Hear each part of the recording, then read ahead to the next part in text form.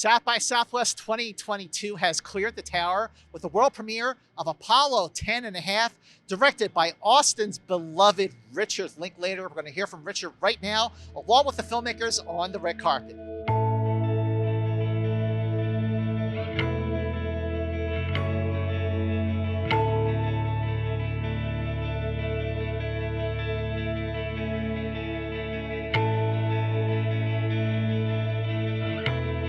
The Apollo mission itself was this incredible communal experience.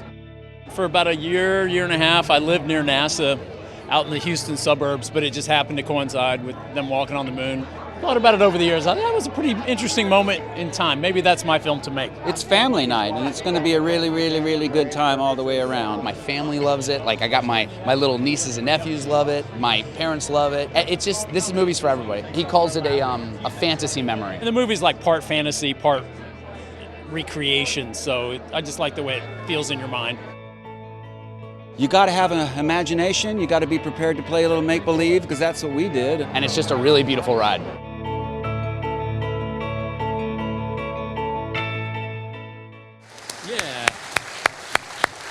Yeah, I mean, we're talking 150 animators, 18 solid months of just grinding out. And I just, these guys here, and I just can't say enough. It was just mind-boggling working with such talented people, and such a fun process, man, the whole way. Because it's animation, does the story come first, and then once it's set. You're locked in, and kind of like, does the editing, there is no editing kind of, or not, because you're locked in the animation? I don't know. We lock picture. Sandra Adair is here, I think, my editor.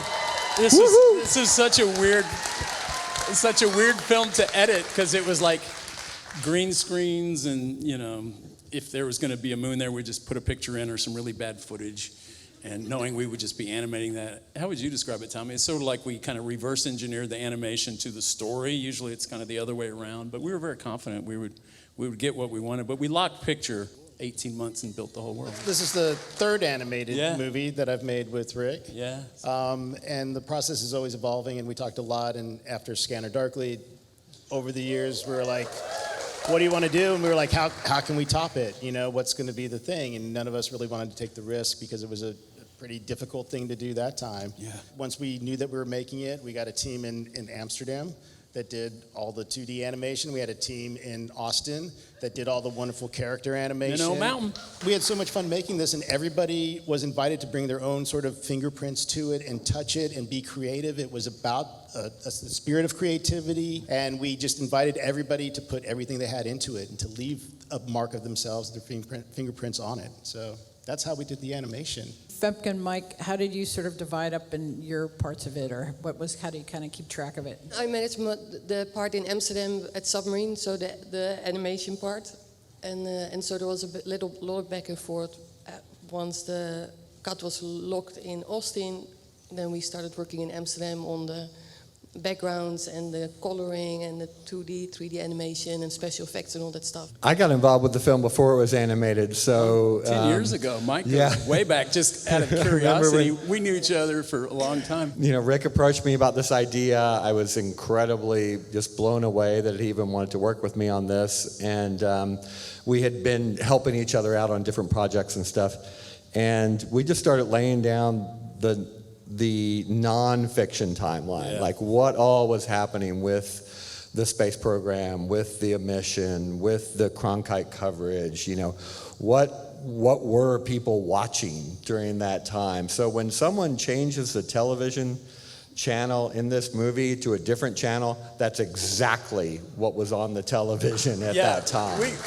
We went totally obsessive. It was so fun. It's like, well, what 4 movies were playing at that drive-in that night? Because we have a date, we have time, so why not just get it right? Yeah, so Laura Morgan and Bailey Mata-Crane are out here, and they were hugely helpful in digging up old newspapers and figuring out what the movie, TV guides and, what was, showing at the movies and all that kind of stuff. So, and then I want to also say that NASA was incredibly helpful in this. A lot of the footage that you see is actually us animating NASA's footage. So a lot of the space stuff, and we just had very simple sets and like the capsule and everything where we were able to use their specs to, for submarine to be able to fill in the details of this. And when I watch it now, I can't even imagine it's back on green screen again. It's so wonderful. NASA and so is by far my favorite government agency.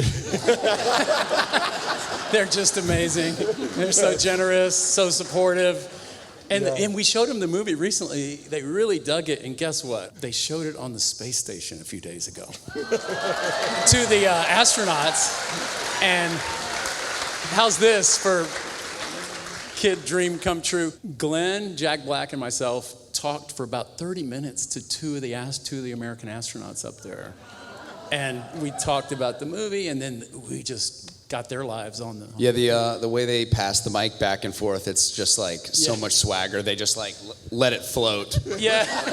Yeah, it's like we come back to Earth. Yeah, the guy with Jack's like, oh, what's that up there? And the guy just like jumps up to the ceiling. I was like, God, these guys are so much cooler than we are. They're fucking amazing. I've known that for all along, but I always get reminded. No, I also like how you guys are talking about years of research and work. I worked one day on this movie, came in, rolled out of bed. No hair and makeup. It's animation. It's like I was laziest guy in this movie for sure. I was going to ask about the difference of process and if fun or not in terms of working on this. I'm actually shocked this is a real movie. When Rick asked me to do this, it really felt like we were just like rehearsing in Austin studios. And I was like, all right, well, we'll see what this is. And now here we are. And I'm like, oh, it's a real movie. This is great. Wow, that's awesome. I was so lucky. Zach Levi and Glenn came in for that one very lengthy but very important day. And Mission Control came alive. One of my sisters is here, the one who actually worked at Baskin-Robbins, Trisha Linklater. And she was a great consultant too. I could call and I thought I'd embarrass her. I could call and say, what did we eat for dinner? Give me the menu. Oh, don't forget the canned ham. Yeah, so much of this film, the parts about the cans and the hair and getting the hair caught and the beaters and all that stuff, the sunning, putting baby oil on yourself in the sun. That all came from Trisha and Sue, Rick's sisters. So it's been, 15, 20 years since your last rotoscope films. I guess my question is, what prompted you to want to start exploring that style again? And did you initially envision this film when you first were thinking about it as live action or animated? Like, sort of, what was that process like to go back to this style for the first time to Scanner Darkly? When I first had the idea, actually it was the second year of Boyhood. Every year on that project, I had to think first grade, second grade, for 12 years. And when I got to second grade, I went, wait, I was the kid near NASA when they walked on the moon. That's pretty interesting. Maybe that's an interesting movie. And I thought of this fantasy I really had back then. I said, oh, that would be a way to, but anyway, I just had that idea for years. But I was thinking live action initially, but it wasn't working up here. The literalness of live action. And then once we started talking to Tommy, animation, we had kind of developed it a little further than Scanner a few years back. 10 years ago, we were developing a film at Warner Brothers, half animated. And I don't know, I felt the animation had taken a real leap. We had some ideas, so it was fun this was a project we could kind of take off from there. So it's not the same as those two movies of the previous ones. It's completely different. Any leaps in the technology that kind of changed the filmmaking sort of options that you had since sort of your last rotoscope film? Well, look how far technology has gone in 15 years since Scanner Darkly. Yeah. But the real sort of special thing about this is that it doesn't depend on technology at all. It's really a traditional 2D animated film with some elements of rotoscoping, some 3D animation, but it's about the choices and the creative choices that you make. It has very little to do with the technology. It's just a tool. Yeah, it's about the ideas, storytelling, and we were going for kind of a scrapbook look. This is how we achieved it. It's nothing proprietary, nothing someone else can't do. What do you like about making films in Houston versus films in Austin? Because you see all these films about Austin, and it's nice to see Houston represented like this. Well, representing a Houston that doesn't exist anymore. Yeah. Astroworld's been gone for a long time. The dome's the storage locker, I think. I don't know. Yeah. I think the parts of this that were shot in Houston were people's home movies that we were basing some of it on, and we put out an open call for images and people's home movies and doing all our research and stuff. But we shot this in one room at Robert Rodriguez's Troublemaker Studios, right over here, so. A lot of the things in the movie have changed over time, but the underlying tenets of what make them meaningful have still stayed the same. And so as we kind of live in this world where we don't have a Walter Cronkite, where we don't all watch the same TV shows, we kind of moved away from this communalism community. Do you view that as a good or bad shift, or is there no value judgment? Is it simply just different? Yeah, that's a cool question. Such an interesting question, and that's the kind of thing we thought about this whole time. We can't help but think about it. So thank you for that. You look at the culture then, and just going through all our research, you just realize, there's just no partisanship to the space. Administration to administration, party changing, all that. There were 3 stations, Cronkite. Looking back and looking at this as an adult and looking at all the footage, I go, wow, it was an amazing TV production. Cronkite says it at the end of the movie, and it came along at the same time as television. It was a TV production, 4-day TV production that was very elaborate. All those guests, science fiction writers, scientists, astronauts, even Gloria Steinem and Ira Messenger.